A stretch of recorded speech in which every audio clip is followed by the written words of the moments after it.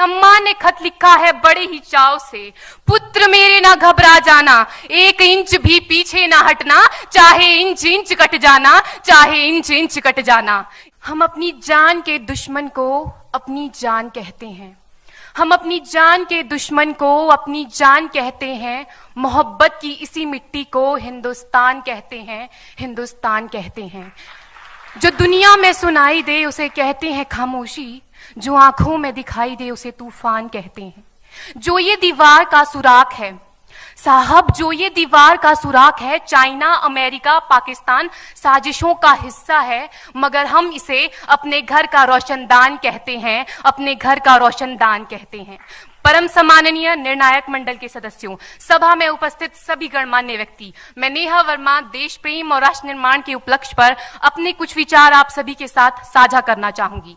आजादी, आजादी का असली मतलब वही समझ सकता है जिसने कभी गुलामी की हो। हम सौभाग्यशाली हैं कि हमने स्वतंत्र भारत में जन्म लिया।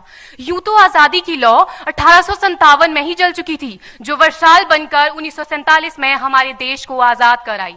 प्राचीन, मध्यकालीन और वर्तमान भारत के उदाहरणों से स्पष्ट करना चाहूंगी कि जब हम फिरंगियों के फेरे में फंस गए थे तो रंग दे बसंती चोला की एक आवाज पर टोलों के टोले उमड़ आते थे और उनके वंदे मातरम के नारों से खून में आने वाला 5-5 डिग्री का तूफान अंग्रेजी शासकों की जड़ों में तूफान ला देता था। लोग मर जाते थे, मिट जाते थे, फांसी चढ़ जाते थे, तो वो भी अपनी देशभक्ति साबित कर रहे होते थे, क्योंकि ये उस दौर की देशभक्ति की कसौटी थी। उसके बाद 62, 65 और 71 के युद्धों में अपना सुहाग गवा देने वाली औरत, जब घर के हालात ये हो जाया करते थे कि प्यार भी भरपूर गया, मांग का सिंदूर गया, नन्हे नौनिहालों की लंगोटियां चली गई, छोटी छोटी बेटियों की चोटियां चली गई, बाप की कमाई गई, भाई की पढ़ाई गई, ऐसा एक विस्फोट हुआ पता ही चला नहीं, पूरे जिस्म की ही कई बोटियां चली गई। और आपके लिए तो एक आदमी मरा है साहब, किंतु मेरे घर की तो रोटियां चली गई, मेरे घर की तो रोटियां चली गई वाले हालात पैदा हो जाने के बावजूद भी एक मां अपने बेटे को सरहद पर दुश्मनों की धज्जियां उड़ाने के लिए भेज देती थी और उसे पत्र लिखाकर ये भेजा करती थी कि अम्मा ने खत लिखा है बड़े ही चाव से, पुत्र मेरे ना घबरा जाना, 1 इंच भी पीछे ना हटना, चाहे इंच इंच कट जाना, चाहे इंच इंच कट जाना। इस तरह पूरा परिवार अपनी देशभक्ति साबित कर रहा होता था। तब देश बलिदान मांगता था, तब देश लड़ जाने को कहता था, तब देश मर जाने को, मिट जाने को, फांसी चढ़ जाने को कहता था। किंतु आज देश लड़ जाने को नहीं कहता, आज देश मर जाने को, मिट जाने को, फांसी चढ़ जाने को नहीं कहता, बल्कि मेरे विचारों में यदि कोई व्यक्ति अपना काम पूरी ईमानदारी, पूरी मेहनत और पूरी लगन से करे ना, तो वही सबसे बड़ा देशभक्त है। मैं नहीं मानती कि फेसबुक और व्हाट्सएप की डीपी को 3 रंग में रंगना ही देशभक्ति है। और यदि आप कहेंगे कि साल में 2 बार हाथ में तिरंगा ले लेना देशभक्ति है, तो मैं पूछना चाहूंगी कि फुटपाथ में रहने वाला वो बच्चा ट्रैफिक की छांव में नंगे पांव में जब तिरंगा बेच रहा होता है, तो क्या इसे आप उसकी देशभक्ति कहेंगे? ये उसकी देशभक्ति नहीं, उसके पेट के भूख की शक्ति है जो उसे ऐसा करने पर मजबूर करती है। क्योंकि ना मस्जिद को जानते हैं, न शिवालों को जानते हैं, ना मस्जिद को जानते हैं, न शिवालों को जानते हैं। जो पेट के भूखे होते हैं ना, वो सिर्फ भोजन के निवालों को जानते हैं, वो सिर्फ भोजन के निवालों को जानते हैं। अपने परिवार, अपने समाज, अपने देश के लिए समर्पण का भाव है देशभक्ति। और हर देशद्रोही के जीवन में आने वाला तूफान है हमारी सच्ची देशभक्ति, ताकि हर देशद्रोही ये समझ सके कि अगर तू परिंदा है तो ये आसमान तेरा है, अगर तू दरिंदा है तो ये शमशान तेरा है, भाईचारे से रहना है तो रह इस जमीन पर, वरना ये कब्र भी तेरी है और यही कब्रिस्तान तेरा है और यही कब्रिस्तान तेरा है।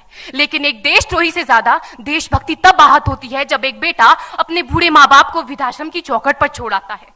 करा उठती है वो देशभक्ति जब मुसीबत में फंसे लोगों की जान बचाने से ज्यादा हम सेल्फी लेकर अपने लाइक बढ़ाने में लगे रहते हैं। आज के इस दौर में वो युवा जिनके ऊपर जिम्मेदारी थी अपने देश, अपने समाज, अपने राष्ट्र की आशाओं को बांधे रखने की, वही युवा अब 4x4 इंच की छोटी सी स्क्रीन पर अपनी कोमल अंगुलियों के घर्षण मात्र से अपनी भावनाओं की इमोजी भेज रहा है। 4 बोतल वोट का काम मेरा रोज का ने भारत का भविष्य तबाह कर रखा है। हम ना एक ऐसे समाज में जीते हैं जहां लड़कों से बात करता देख जो भाई हड़काते हैं, लड़कों से बात करता देख जो भाई हड़काते हैं, वही भाई अपनी गर्लफ्रेंड के किस्से घर में हंस हंस कर सुनाते हैं। और मैं बता दूं, महिला सुरक्षा के मामले में हम आज भी 4थे नंबर पर आते हैं। हम ना एक ऐसे समाज में जीते हैं जहां पत्थर की मूरत को लगते हैं 56 भोग और भूखे नंगे तड़पते सो जाते हैं लोग, भूखे नंगे तड़पते सो जाते हैं लोग। मजदूर को मजदूर समझिए, मजबूर नहीं। गरीब को काम दीजिए, दान नहीं। और अगर दान देने के इच्छुक हैं तो जीते जी रक्तदान दीजिए और मरने के बाद अंग दान देकर किसी मरते हुए को जीवन दान दीजिए। यही सच्ची देशभक्ति और यही सच्चा राष्ट्र प्रेम है। ना सरकार मेरी है ना रब मेरा है, ना सरकार मेरी है ना रब मेरा है, और ना ही ये बड़ा सा नाम मेरा है। बस इतनी सी बात का गुरूर है मुझे कि मैं भारत की हूं और ये भारत मेरा है और ये भारत मेरा है। परंतु एक वैचारिक बीमारी हमारे समाज में मुझे नजर आती है। कहा जाता है हम दुनिया के सबसे बड़े लोकतंत्र हैं, जहां हिंदू पैदा होते हैं, मुस्लिम, सिख और ईसाई भी पैदा होते हैं, लेकिन बदकिस्मती है अब इंसान पैदा नहीं होते। और मेरे विचारों में ना हिंदू की जरूरत है ना मुसलमान की जरूरत है। राष्ट्र निर्माण के लिए केवल अच्छे इंसान की जरूरत है, केवल अच्छे इंसान की जरूरत है। जरा सोच कर देखिए, ये पेड़ पौधे और शाखाएं भी परेशान हो जाएं अगर परिंदे भी हिंदू और मुसलमान हो जाएं। एक शैक्षणिक बीमारी भी हमारे समाज में मुझे नजर आती है, और बड़े ही आश्चर्य की बात है जिस देश ने पूरी दुनिया को तक्षशिला और नालंदा देकर के विश्वविद्यालय शिक्षा की बुनियाद रखी, आज विश्व के 100 सर्वश्रेष्ठ विश्वविद्यालयों में हमारा एक भी विश्वविद्यालय खड़ा नहीं हो पाता। जहां एक और हमारे पास IIT, IIM और NIT जैसे शिक्षण संस्थान हैं, तो वहीं दूसरी ओर इस देश के गरीबों को बेरोजगारी की जमात में खड़ा करने के लिए उनके हाथ में सर्व शिक्षा अभियान का झुंझुना पकड़ा दिया जाता है। और मैं बता दूं, इस शैक्षणिक बीमारी का केवल एक कारण वो ये कि हमारे देश की शिक्षा नीति केवल 2 तरह के लोगों के लिए बनती है। पहले वो जो विद्वान हैं और दूसरे वो जो धनवान हैं।